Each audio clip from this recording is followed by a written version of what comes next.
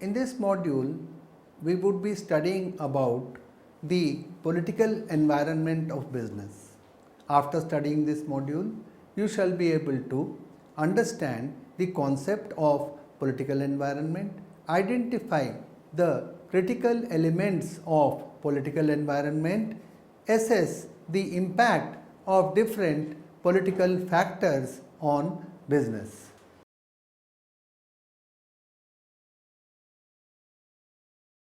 The political environment consists of a set of political factors and the government activities that can either facilitate or hinder business activity. It is one of the less predictable elements of the business environment. It includes the state, the government and its institutions, legislations and the public and private stakeholders who operate and interact with each other and influence the environment of the country, which all put together is known as the political environment. The political atmosphere should be good, it should be stable and it should benefit the firms so that they could operate in a better environment and they could be more profitable, more successful and could lead to greater economic growth in the country.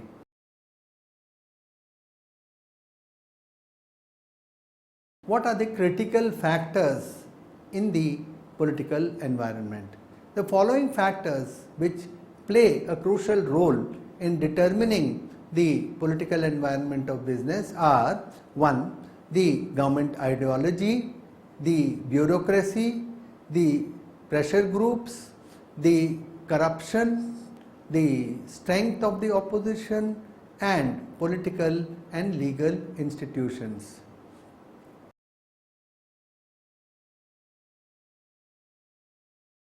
Let us first consider government ideology.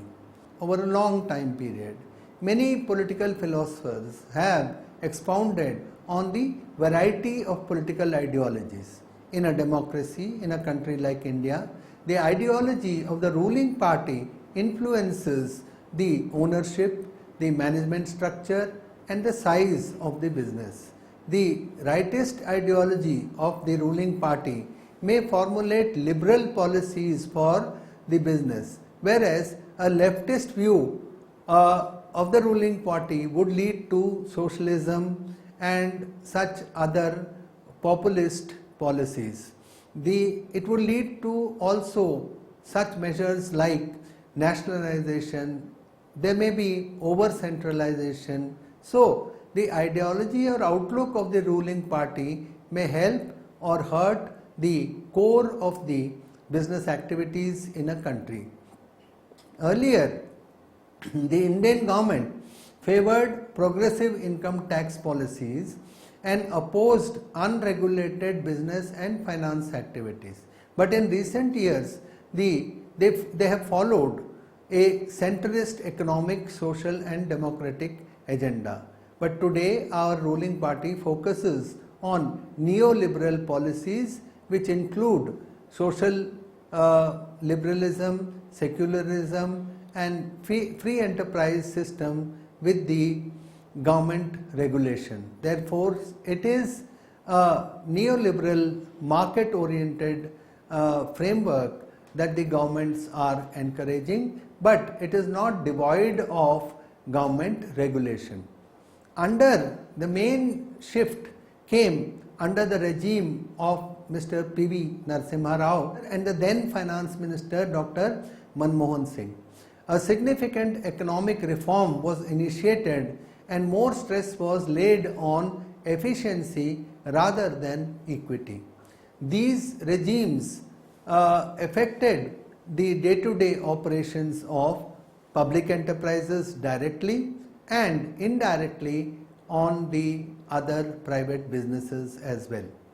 In 1991, the Congress with its alliance introduced what is called the new economic policy, in which they welcomed the idea of privatization, liberalization and subsequently also what we call globalization. This policy was thereafter continued even by the BJP government led by Shri Atal Bihari Vajpayee, and in 2004 again privatization came into existence with the emergence of the Congress party, which was following a right of center approach. Although earlier it was left of center. Political parties and their ideologies in India. The Communist Party of India, Marxist, CPIM, calls itself a revolutionary safeguard of the working class of India. Its political ideology is centered on socialism, communism, and the establishment of state-owned institutions. The party's activities are mainly guided by the principles of Marxism and Leninism. The declared objective of CPIM is the emancipation of the masses and finding a way to end the exploitation of man by man. The party is now more or less concentrated in a few states in the entire country. Despite falling under the communist family, the All India Forward Bloc is distinctly different from other left parties. Unlike CPI and CPM, the AIFB is a left-wing political party that does not follow Marxism and Leninism. The party is an advocator of the socialism that is identified by the thought of Subhash Chandra Bose. The Congress has been the ruling party in India for several decades, and the Congress remained the dominant party in Indian politics, and it has influenced the political environment and won several elections and has remained in power, including some coalition governments. The social liberal outlook of the Congress party is generally placed left of center, although in recent times there is a shift which makes it more right of center. It follows the Gandhian principles of upliftment of the poor sections of society. Unlike many contemporary parties, Congress supports liberal nationalism, which can be referred to more as tolerant nationalism, and particularly it looks towards equality, freedom and rights, and secularism most of all. The BJP and the right-wing politics. BJP has had a good run in the past 3 to 4 decades, and slowly it has entered into the mainstream politics, and gradually it has recognized, and it has been recognized as a national party. In recent years, it has had 2 stints as at the center by forming a government. The Bharatiya Jana Sangh was the erstwhile form of BJP, and it owes its allegiance to the Rashtriya Swayamsevak Sangh, the RSS, and certain negative thoughts have also been associated with the BJP in terms of the Ram Janmabhoomi movement and so on, which led to social unrest. Now, apart from that, the basic ideology which BJP is adhering to is known as integral humanism. It was formed by Deen Dayal Upadhyay in 1965. The party has a strong advocator in social conservatism and believes in pursuing foreign policy based on nationalist principles. Earlier, the party had played a role as a strong opposition and raised many issues like minority issues and what they called pseudo-secularism, and the question of Article 370 in the case of Kashmir. Recently, the BJP and its coalition partners have focused on neoliberal economic policy. There is certainly a shift towards economic focus, and many of the right-wing thinkers, and have come up with pro-business policies in the BJP's regime. Then there are some separatist policies like the All Parties Hurriyat Conference, which is actually having a main agenda of the right to self-determination in Jammu and Kashmir. Apart from this, there are regional formations. Regional formations had such parties like Bharti Samajwadi Party and Bahujan Samajwadi Party, and the SP, which is the Samajwadi Party, Biju Janata Dal United, and RJD, and so on, Rashtriya Janata Dal, and so on. So all of these parties are mainly regional parties, but in their own sphere they do form something like a third force, and these regional parties have formed highlights different issues such as empowerment of scheduled castes and scheduled tribes, regional development, anti-corruption, and so on.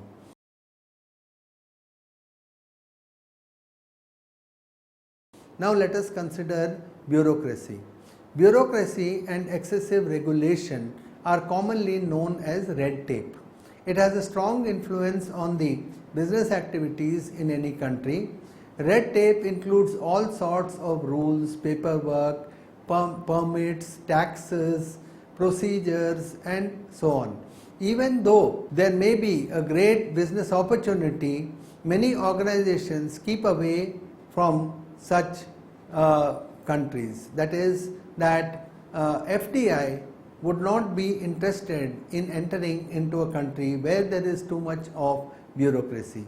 These countries are called business unfriendly countries.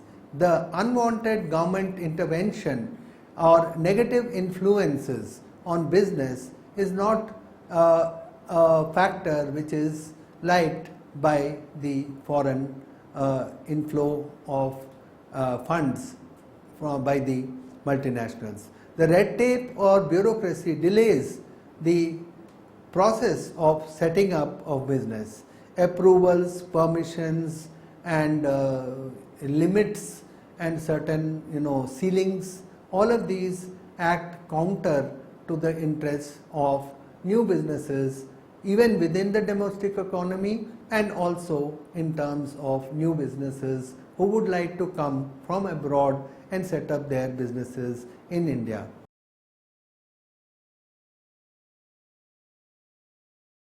The pressure groups. There are many pressure groups, and pressure groups are different from organizations because pressure groups don't actually have a formal organization. Okay, so therefore a group of people or a group of institutions may come together for a particular purpose, and their purpose is to secure their own interest, and the members of this group, they would use all kinds of measures and means to pressurize the government. So unlike the stakeholders, they do not have any interest in the organization. They may have any cause, such as it could be about, let us say, environmental issues or social issues, education, health. So there could be all kinds of pressure groups. Some of these pressure groups do actually have a very positive agenda, and they have a positive influence on the business environment. For instance, if they are talking in terms of the environment, improvement of the environment, or if they are talking in terms of unemployment, education, health, etc., this leads to a better environment in which the businesses can operate without so much of unrest and uncertainty. The types of actions undertaken by these pressure groups there are 4 types of actions or issues. One could be a single cause. The pressure group focuses on a single cause, such as environmental conservation, health issues, education and so on. They multi-cause. The focus of certain pressure groups could be wider. Okay, for example, consumer protection or trade unions or other workers' rights and workers' conditions and so on. So it could be much wider. Then there are certain protective causes. The pressure group seeks to protect the interest of their own members. For example, if we have some industry body like the Confederation of Indian Industry or FICCI, these are pressure groups which create a pressure on the government for creating a business environment which is favorable to themselves as a business, as an industrial sector. Then promotional causes. There are pressure groups which promote issues related to its members and to society in general. For example, we could speak of Rotary International, which has promoted the cause of eradication of polio. The approaches that pressure groups take could be either direct or indirect. The direct way that pressure groups influence the business organizations is through lobbying, picketing or boycotting certain products and services offered. The indirect actions could be creating publicity, circulation of petitions, awareness programs and conducting research. Sometimes the pressure groups may also lead to resort to civil disobedience. When the businesses discover that the pressure groups are interested in certain companies, they often try to negotiate with such pressure groups, and in this way the pressure groups become very influential and they are able to affect the environment in which the business operates.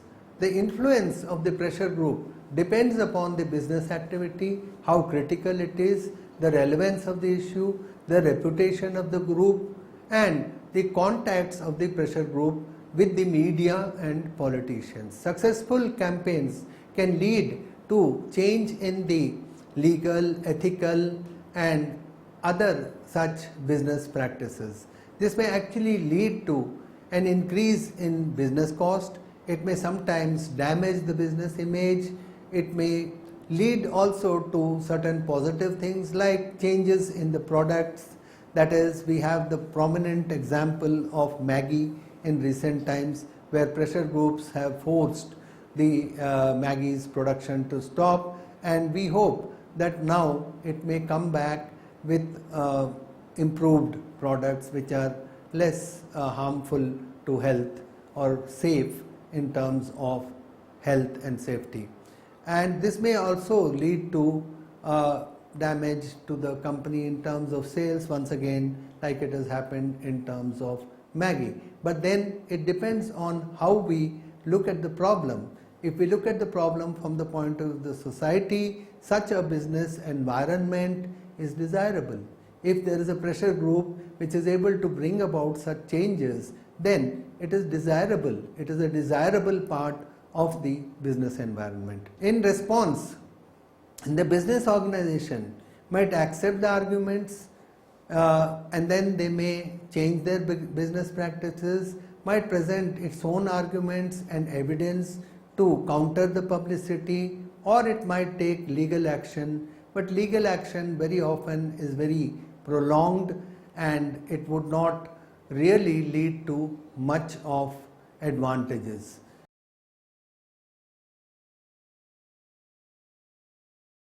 Corruption. Corruption may be explained as the misuse of entrusted power for personal gain. Corruption inevitably leads to a diminished and vitiated business environment. The public trust is compromised and this leads to a risk for the businesses. Corruption can take many forms, including graft, bribery, embezzlement, extortion and so on. Its existence reduces the credibility of business and would indirectly affect profits when professionals misuse their power and authority.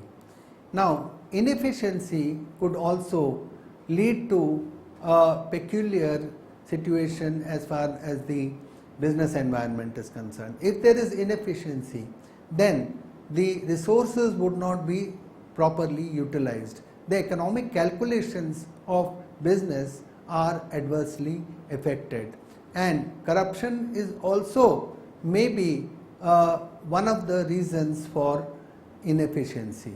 So therefore, inefficiency, corruption, and then we could also have another situation where there is a loss of resources. In addition to inefficiency, corruption can also lead to a number of other economic impacts on business. Employee ranks are often inflated to cover up the corruption of professional activities. The cost of increasing employee ranks, in addition to any embezzlement that is going on, is passed on to the consumer, and in the form of higher prices. Higher prices would lead to inflation, and when inflation takes place outside the company, in the form of government officials who take bribes, then indirectly the businesses are also affected, and sometimes their reputation is also affected. Consumers have to pay more in terms of the prices, and therefore this is harmful even to the consumers. There is weekend development. That means that if there is corruption, then in the developmental activities such as building of bridges, roads, etc., then what would happen is that this infrastructure would require, often it would require repairs, and this would lead to inefficiency, it would lead to delay. So another impact of corruption is a weakened development process. Competition is also sometimes becomes unfair when corrupt practices favor certain companies. And apart from this, corruption also leads to economic crimes because there is unearned income, and this unearned income has to be spent somewhere, so it is spent on all kinds of activities.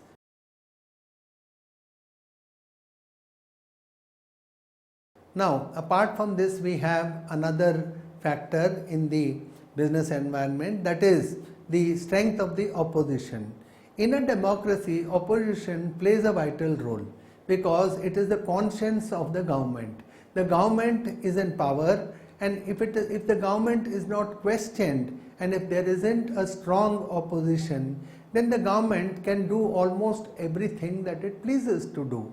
And this is not a very good situation for the business environment. In a two-party system, very often what happens is one party just replaces the other, and then actually there is hardly any change. But in a multi-party system, when there are many parties which are forming a part of the opposition, then there are a variety of issues, and for each issue it may be that one of the parties stands up and opposes the government. Very often this would have a beneficial effect on the process of legislation, the process of control and administration. However, sometimes the opposition may act irresponsibly and completely stall the functioning of the government. This would also adversely affect the business environment.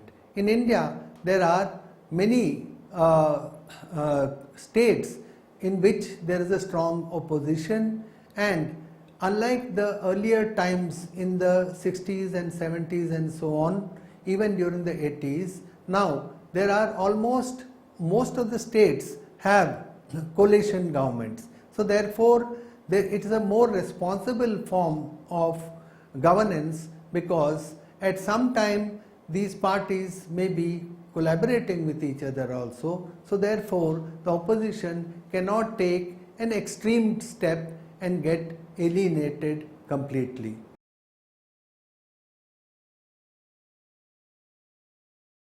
Now, let us talk about the political and legal institutions. Businesses operate in an environment and there are large number of political and legal institutions. Various socio-economic legislations are adopted which govern the business operations, and this sum total of these legislations is something which describes or governs the legal environment. In today's scenario, there are so many laws that it is very difficult to sum up everything in terms of what is going on in the political and legal environment. Basically, today's business is more a kind of a legal contract rather than a social contract. Ideally, a business should be an outcome of a social contract. The laws are needed for various other stakeholders in society to protect consumers, to protect the interests of workers, for managers, for owners, shareholders, and the society at large. We could point out certain existing laws like or institutions like the Insurance Development and Regulation Act, IDRA, and then you have FEMA, which is a new version of FERA, which was Foreign Exchange Regulation Act. So now it is Foreign Exchange Management Act. And then in place of earlier we had MRTP. Now in place of MRTP we have the Competition Commission and the competition laws. So there are various, and then there is the judiciary. There are courts. There is the Supreme Court, there is High Court and lower courts and so on. Now apart from this, there are some government departments with which businesses have to deal with. There is Bureau of Public Enterprises, Director General of Supplies and Disposal, Director General of Trade and Development. So there are many, and then there is Ministry of Corporate Affairs, where businesses should go and have to go for getting registered for establishing their own businesses.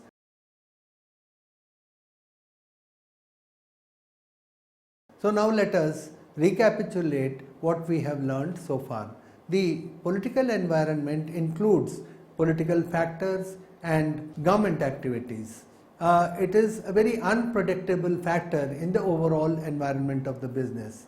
It includes government ideology, pressure groups, the bureaucracy and corruption. Every political party has its own ideology which directs the functioning of the government. These ideologies indirectly influence the functioning of the government. Sometimes these political parties are there as ruling parties and sometimes they are there as the opposition. Very often there are negative features of the business environment also. There are unnecessary rules, restrictions, regulations, formalities and red tape. All of this does not help the domestic business as well as the foreign businesses which would like to come and set up their business in our country. The corruption is something which is the misuse of power and authority for personal gains, and we have seen that corruption leads to inefficiency, wastages of funds and poor economic development.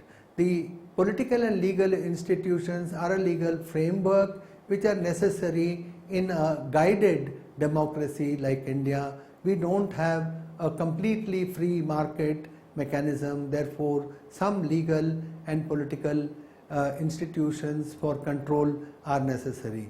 There are various opposition parties, as we have said. Sometimes they are helpful, sometimes they hinder the environment in the economy.